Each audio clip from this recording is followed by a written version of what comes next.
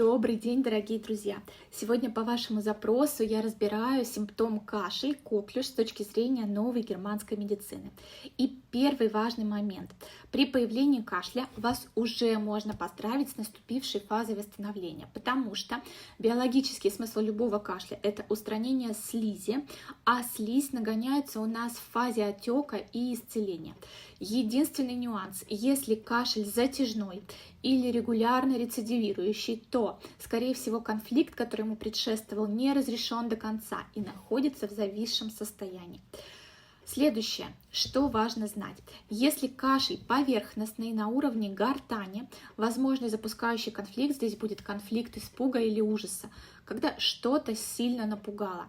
Если же кашель на уровне бронхов, то здесь говорим про конфликты территориального страха, какие-то территориальные неурядицы. Что вообще такое территориальные конфликты?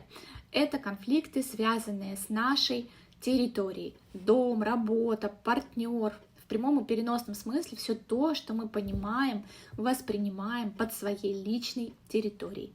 Поэтому вы можете вспомнить, что из перечисленных контекстов предшествовало именно вашему кашлю, и, скорее всего, вы определите его причину.